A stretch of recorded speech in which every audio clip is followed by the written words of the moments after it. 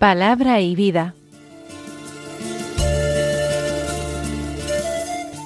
Con el padre Manuel Horta, desde Sevilla.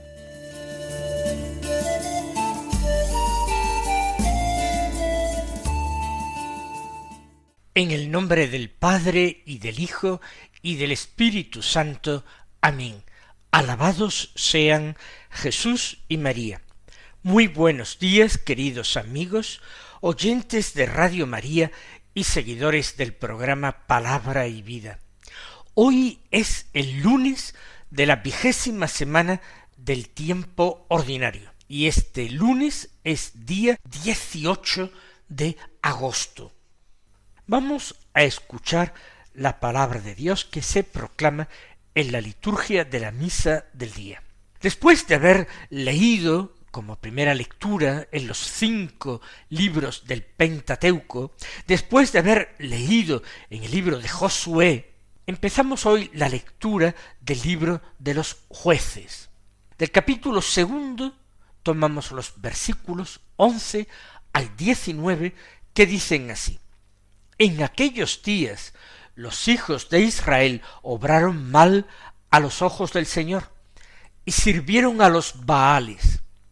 Abandonaron al Señor Dios de sus padres, que les había hecho salir de la tierra de Egipto, y fueron tras otros dioses, dioses de los pueblos vecinos, postrándose ante ellos e irritando al Señor. Abandonaron al Señor para servir a Baal y a las Astartés.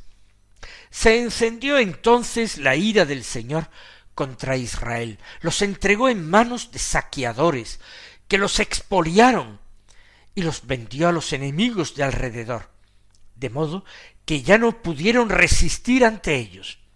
Siempre que salían, la mano del Señor estaba contra ellos, para mal, según lo había anunciado el Señor, y conforme les había jurado, por lo que se encontraron en grave aprieto. Entonces el Señor suscitó jueces que los salvaron de la mano de sus saqueadores, pero tampoco escucharon a sus jueces, sino que se prostituyeron yendo tras otros dioses, y se postraron ante ellos. Se desviaron pronto del camino que habían seguido sus padres, escuchando los mandatos del Señor. No obraron como ellos. Cuando el Señor les suscitaba jueces, el Señor estaba con el juez y los salvaba de la mano de sus enemigos en vida del juez, pues el Señor se compadecía de sus gemidos, provocados por quienes los vejaban y oprimían. Pero a la muerte del juez, volvían a prevaricar más que sus padres, yendo tras otros dioses, para servirles y postrarse ante ellos. No desistían de su comportamiento, ni de su conducta obstinada. Comienza el texto diciendo que los hijos de Israel obraron mal a los ojos del Señor y sirvieron a los Baales. ¡Qué pronto abandonaron el buen camino! Apenas los había dejado Josué, el sucesor de Moisés, apenas habían tomado posesión de la tierra prometida, una tierra que, como subrayaba el libro de los Jueces, ellos no la habían sembrado, no habían plantado las viñas ni los olivos, ellos no habían construido las ciudades ni las casas, y ahora habitaban todo esto, y pronto obraron mal a los ojos del Señor y sirvieron a los Baales. Nos podemos preguntar, ¿cómo esto fue posible? Y la respuesta no está en la Escritura, la respuesta está en nuestra propia vida. ¿Acaso nosotros no volvemos a recaer en las faltas, en los defectos y en los pecados del pasado? ¿No recaemos una y otra vez en los mismos pecados, a pesar de que hayamos hecho 100, 1000 veces propósitos de enmienda, propósito de no recaer en los mismos pecados cometidos, no volvemos a lo mismo. Y es que tanto los israelitas de aquella época como nosotros, los cristianos del siglo XXI, somos seres humanos que tienen que reconocer su propia falta de fortaleza, su debilidad radical, su inclinación al mal desde nuestra niñez, consecuencia de esa naturaleza humana que quedó herida por el pecado original, un pecado perdonado en nuestro bautismo, ciertamente perdonado en nuestro bautismo, pero que ha dejado huellas, consecuencias, debilidad, inclinados a la maldad desde nuestra tierna edad. Y lo dice la Escritura. Y así, olvidando de todo el bien que les había hecho el Señor, de todo lo que le debían, pues sirvieron a los Baales. Baal significa Señor, y los Baales eran los dioses a los que adoraban los pueblos cananeos, a los que ellos, los israelitas, habían derrotado. O sea, que aquellos dioses, aquellos falsos dioses, no habían podido proteger a quienes les adoraban. Habían sido derrotados, exterminados, expoliados de sus ciudades, de sus tierras. Y ahora los israelitas, en la mayor de las incoherencias, en la más intolerable de las ingratitudes, obraron el mal a los ojos del Señor y sirvieron a esos Baales. Aprendamos, no nos creamos más fuertes ni más listos que aquellos hombres. Que por la misericordia de Dios seamos capaces de levantar nuestra cabeza después de pecar y pedir gracia para convertirnos de veras al Señor. Sigue diciendo el texto: abandonaron al Señor Dios de sus padres, que les había hecho salir de la tierra de Egipto, y fueron tras otros dioses, dioses de los pueblos vecinos, postrándose ante ellos e irritando al Señor. ¿Quién podría imaginar semejante pecado? Para nosotros sería todo inverosímil, a no ser que no tuviéramos experiencia de nuestros propios pecados, de nuestras caídas y de nuestras recaídas. Abandonaron al Señor, continúa de una forma repetida, insistiendo el libro santo, para servir a Baal y a las Astartés. Astarte es una diosa fenicia, y aquí se emplea en plural las Astartés para referirse a las distintas diosas de ese panteón cananeo. Consecuencia, sigue diciendo el texto, se encendió entonces la ira del Señor contra Israel, los entregó en manos de saqueadores que los expoliaron y los vendió a los enemigos de alrededor, de modo que ya no pudieron resistir ante ellos. ¿No nos debe extrañar esta actitud del Señor? De hecho, en ese pacto que había hecho el pueblo de Israel con Dios al pie del Sinaí, cada parte, por un lado Dios, por otro lado el pueblo de Israel, se había comprometido a unas cosas. Pero si una de esas dos partes no cumplía lo prometido, la otra parte tampoco estaba obligada a cumplir lo suyo. Si el pueblo no cumple aquello a lo que se comprometió en el Sinaí, a no tener más Dios que a Yahvé y a cumplir todos los mandamientos, las normas y los preceptos que él les imponía, Dios tampoco tenía que cumplir su parte, los abandonaba a sus fuerzas.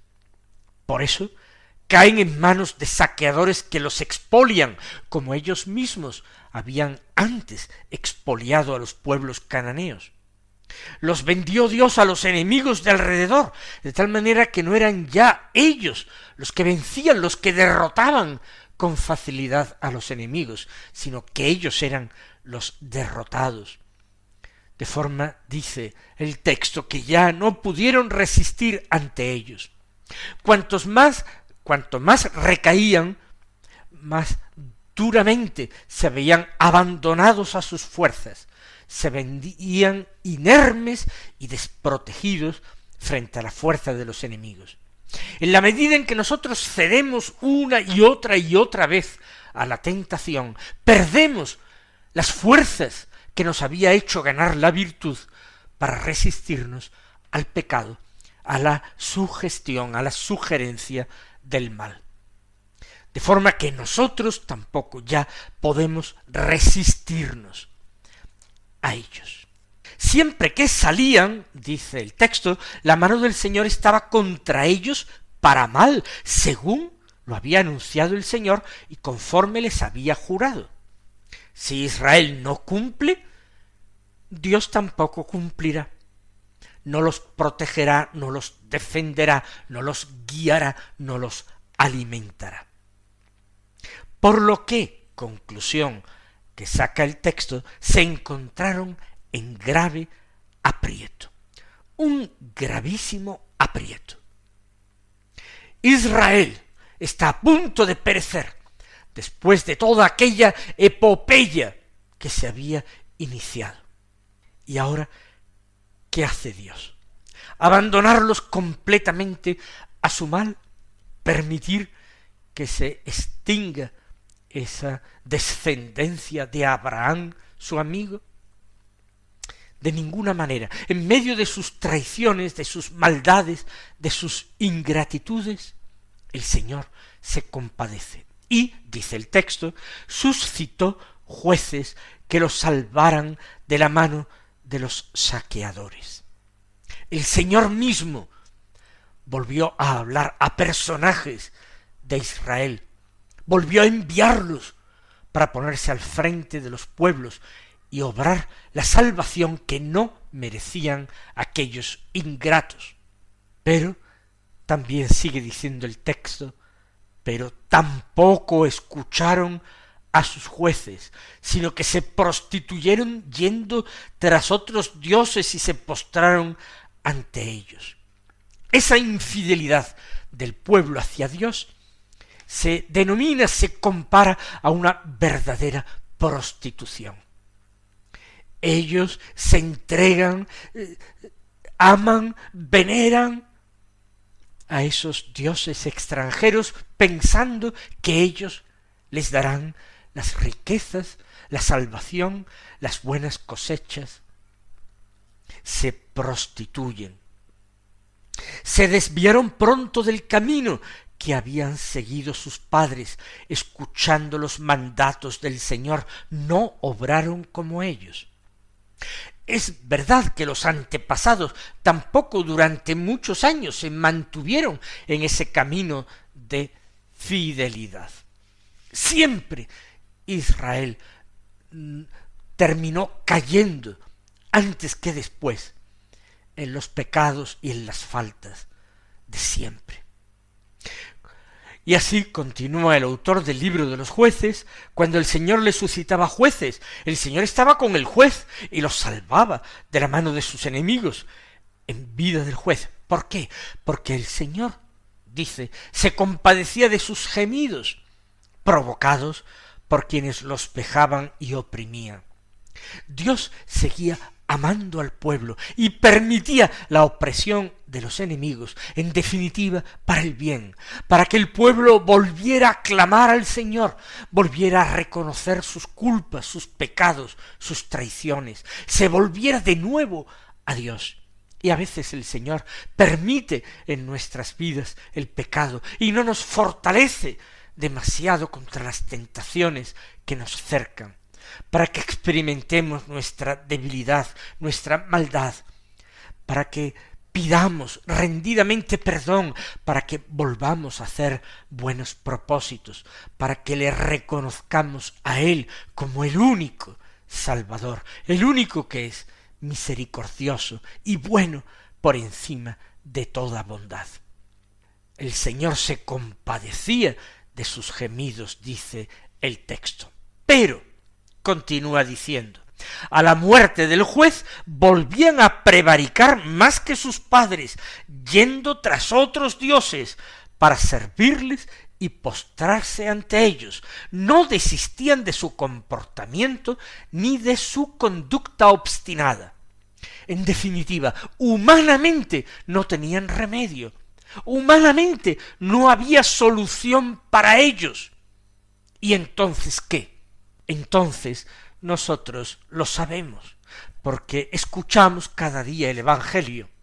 Entonces, en la plenitud de los tiempos, viendo que ningún enviado suyo, ni juez, ni profeta, era escuchado, Dios envió a su propio Hijo en carne mortal como la nuestra, y lo entregó a la muerte, víctima de nuestros pecados, para que de la muerte surgiera la vida y la esperanza. Y Dios abrió definitivamente, en la plenitud de los tiempos, las puertas de su misericordia.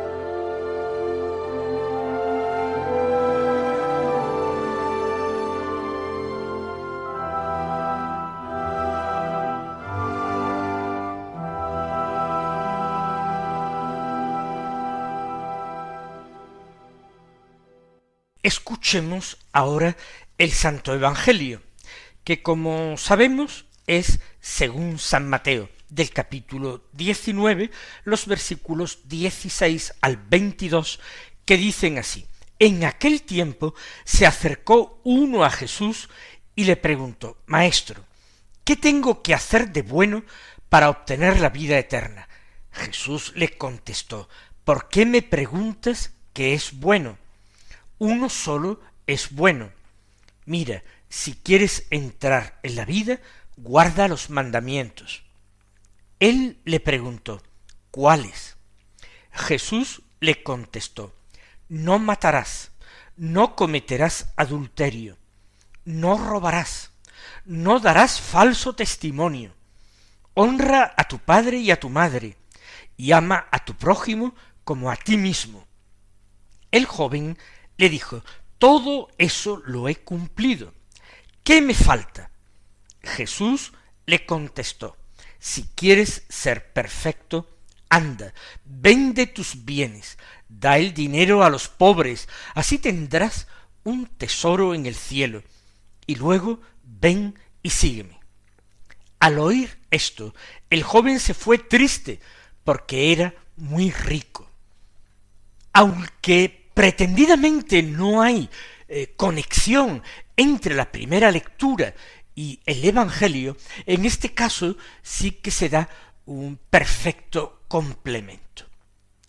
Se acerca uno a Jesús. Al final del texto dice, al oír esto el joven se fue triste. Por tanto, ese uno que se acerca al Señor era una persona joven. Y pregunta qué tiene que hacer de bueno para obtener la vida eterna. Singular pregunta para que la haga un israelita. Porque el israelita es educado desde su infancia en el conocimiento, en el respeto, en la obediencia a la ley de Dios transmitida por medio de Moisés. Por tanto, llamar a Jesús maestro está muy bien, reconoce en Jesús una autoridad magisterial que no le reconocían los escribas, por lo menos no la mayoría de ellos, porque Jesús no había realizado estudios conocidos, oficiales, a los pies de otro escriba. Pero este joven le llama maestro y pregunta acerca de lo que tiene que hacer de bueno para obtener vida eterna. En definitiva, este joven sigue, en cierta manera, las doctrinas, las enseñanzas de los fariseos, puesto que ellos creían sinceramente en una vida ultraterrena, en una vida eterna junto a Dios. Los saduceos ni siquiera eso, pensaban que todo terminaba con la muerte y que premios y castigos se recibían en la presente vida. Quizás este joven venía con deseos de escuchar a Jesús y comienza por una pregunta obvia. Jesús responde, ¿por qué me preguntas qué es bueno? Uno solo es bueno. Es decir, no hay que preguntar acerca de las cosas buenas, hay que preguntar acerca de quién es verdaderamente bueno, Dios. Y responde, pues, mira, si tú quieres entrar en la vida, guarda los mandamientos.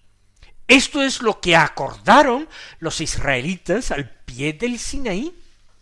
Cumplir los mandamientos para recibir de Dios toda clase de bienes, de protección. Pero aquel joven pregunta sorprendentemente cuáles, y Jesús le recuerda los mandamientos del Decálogo. Pero aquel joven tiene algo más en su alma, otro deseo. Eso está cumplido. ¿Qué más me falta? Y el Señor le propone directa y abiertamente el seguimiento. Déjalo todo y luego ven y sígueme. Y se ponen de relieve uno de los grandes problemas e inconvenientes que nos atan, que nos sujetan en el servicio del Señor. Y es el apego a los bienes materiales, el amor al dinero. Pidamos al Señor gracia para ser pobres de espíritu, generosos para con el prójimo y para con Dios, y desprendidos. Él os bendiga y hasta mañana si Dios quiere.